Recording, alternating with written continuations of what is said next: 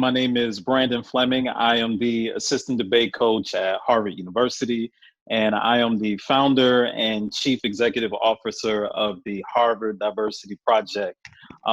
There's absolutely no place that any of us would rather be than to be here with you right now. During these unprecedented, challenging times, there's nothing we would rather do than to engage and share with educators, and no place we would rather be than here. Maybe on a beach somewhere, maybe on the Amalfi Coast or something like that, but the likelihood of that is very slim. And so we're grateful to be able to share this time with you, to be able to impart some knowledge and share some resources during this time. And honestly, even though we're operating under the moniker of being the education Avengers, you are the true superheroes. All of us are. There's been no time other than now, where people have really come to understand the true value of education and the true value of educators and your contributions to this field. And I really want to take the time to help us understand why we're here and the importance of our being here and sharing the information that we plan to share with you today. And it is because, quite honestly, right now, people, we are on the front lines of a revolution here. And how we respond as educators will have an immeasurable impact, not just on the future of education, but on the future of society. And the reason is because every single person comes through us. We are the ones, we are the cultivators of the next thinkers and doers in society. Just think about that. Like, what other industry can truly say that aside from the field of education? Our responsibility and the magnitude of that is so great. And it's important that we take the time to talk about how we can be efficient in the work that we do. And I'm so grateful that you're here, because the unfortunate part is that right now, today, there are so many, not just teachers, but schools, entire schools, who have, quite frankly, given up because they don't feel like they are adequately equipped to be able to run this virtual race. But we're so glad that that's not you, because you are here. You are here and you are seeking out the necessary tools and the necessary resources and the necessary training to make sure that you do this work efficiently in these challenging and unprecedented times. So here's what we're going to do. We're going to talk about tips and techniques for virtual training. And here's how we're going to do it. We're going to explore it in two different ways. We're going to explore the socio-emotional, and we're also going to explore the pedagogical.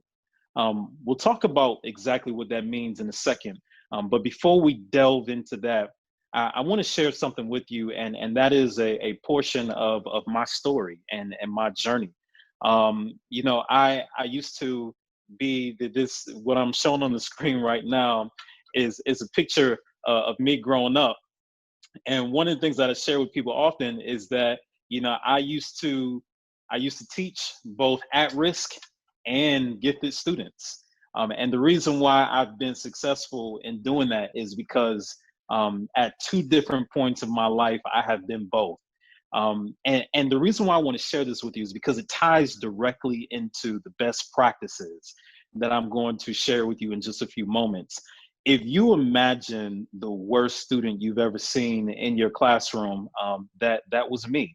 I was the kid who was disengaged. I was the kid who was unenthusiastic. I was a kid, quite honestly, that was difficult to reach. And I struggled immensely all throughout grade school. I struggled all throughout high school. The only thing that saved my life was basketball. It's what pulled me off of the streets.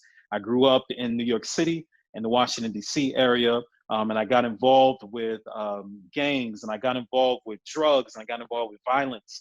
But my coaches poured a lot into me, and they showed me that I had a promising athletic career.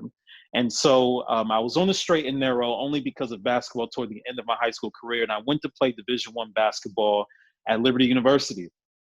And I get there to play in the Big South Conference. It's a dream come true. And all of a sudden, here I am in my freshman year, the first semester, and all of a sudden we're in practice and I go up for a dunk and I tear my patellar tendon in my knee. And just like that, my career is over. And I subsequently became a dropout because I was never academically inclined.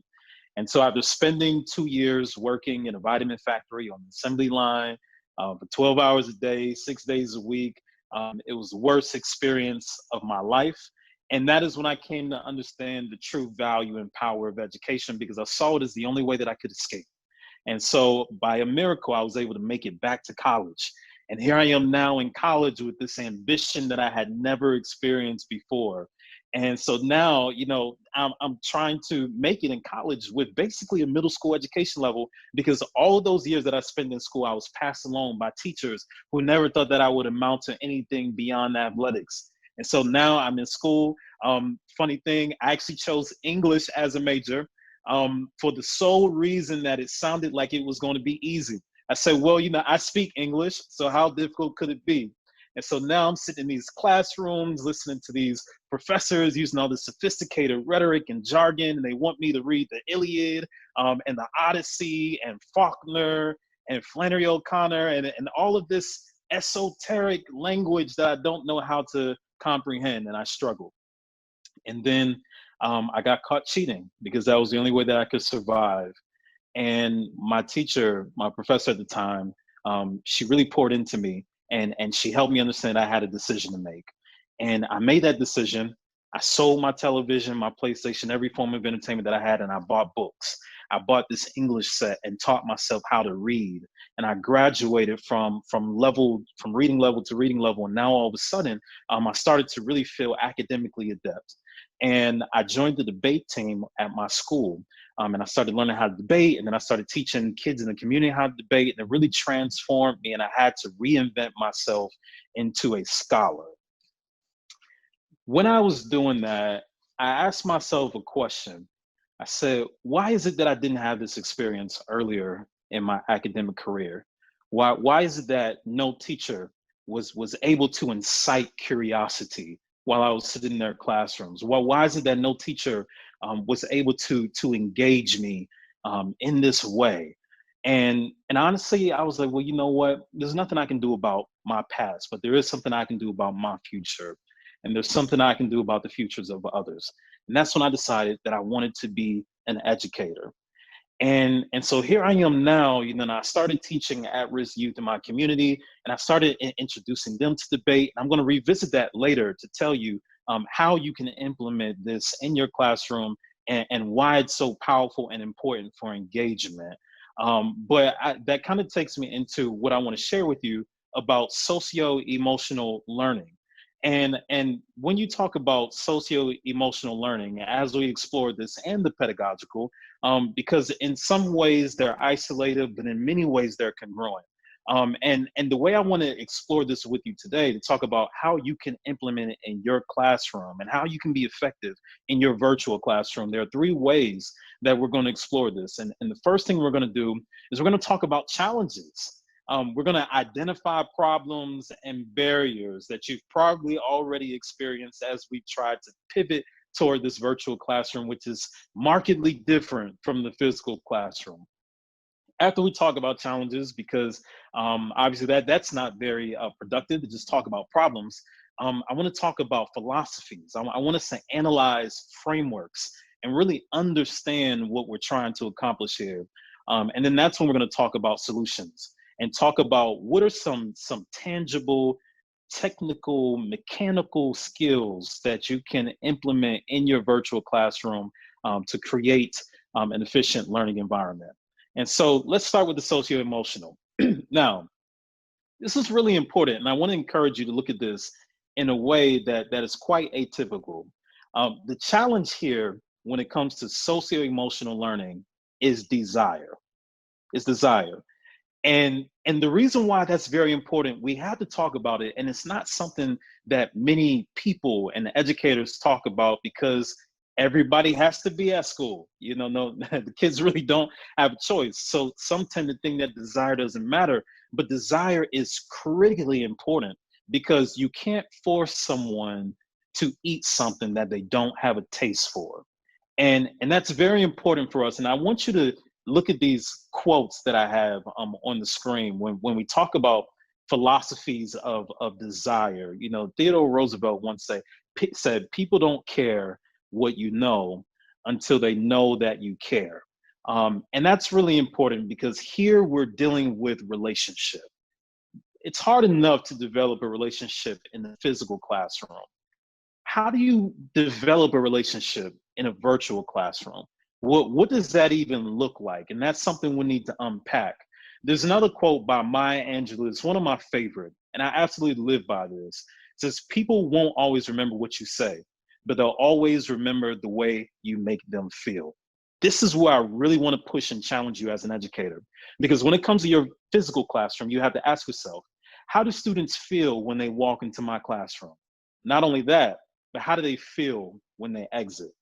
We have to ask ourselves the same thing virtually. How do they feel when they enter your virtual classroom? How do they feel when they exit your virtual classroom? Because that's ultimately going to determine what resonates and what does not. And the reason why this is important is because while this might not be important for some students, it is important for others. And it ties into this philosophy right here. There are two types of teachers who are going to approach education in two different ways. One is come to me, the other is go to them. Come to me is an approach that works for gifted students. We raise the bar high, we expect those gifted students to reach that standard. But that doesn't work for underperforming and average students. No, we have to go to them. We have to meet them where they are. And quite honestly, that's not unique to us as educators because there's literally no industry or agency that does not practice this philosophy. We have to craft the educational experience around the desires of our students, or in other words, our clients. Every company has to do it if they want to be efficient, and so do we as educators. The solution is connection, or what I call the vibe. If you create an environment where your children want to be there, that's half the battle. Because if they don't want to be there, then quite honestly, they're not going to want to learn.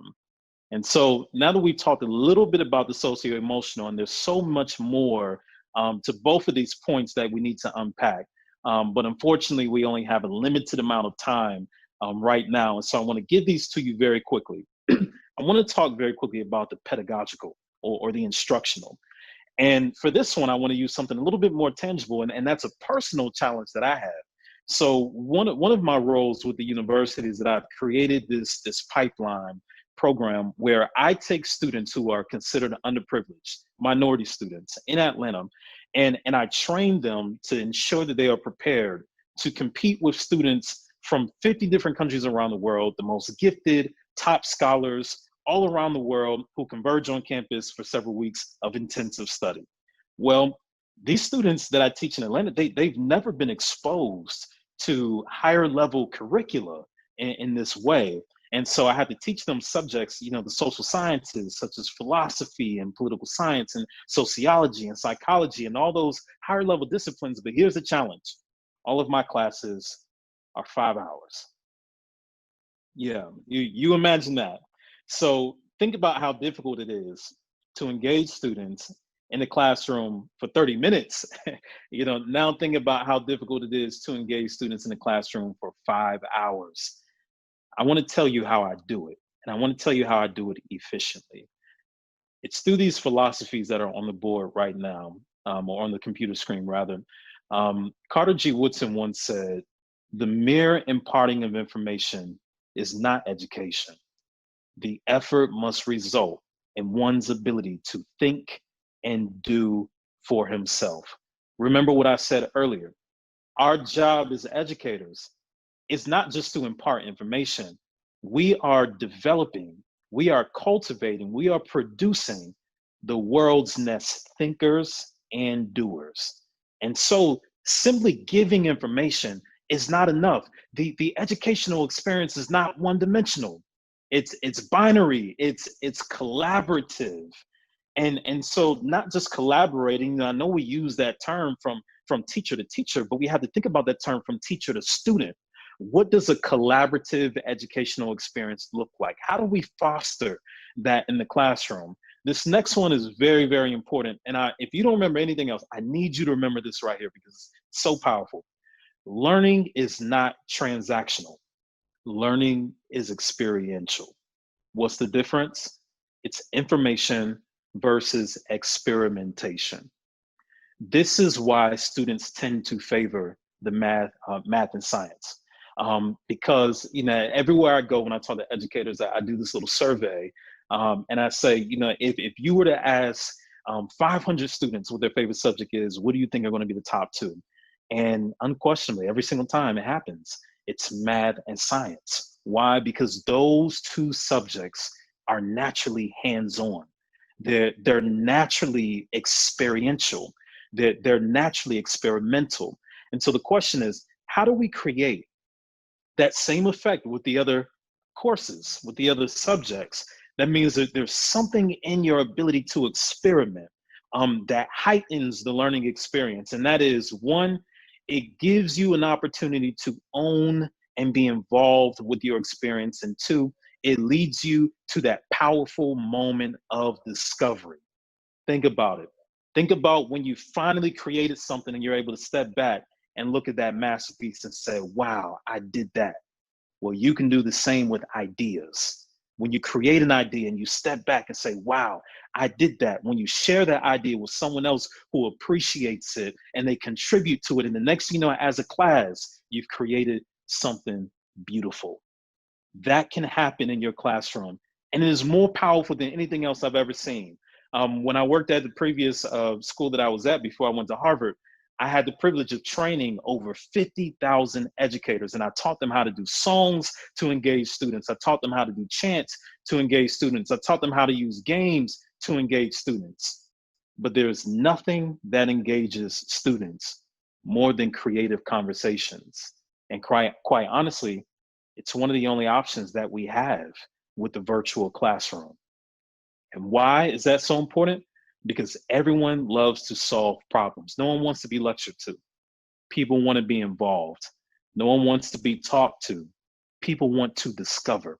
The way we do that is through problem solving, creativity, and increasing proximity for the student so they can discover abilities that even they did not know that they had.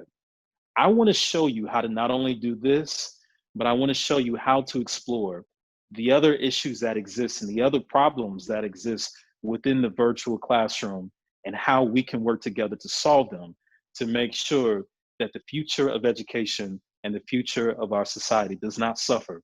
Because right now it is absolutely in the hands of you and me. And that is why educators are superheroes. Thank you so much for your time.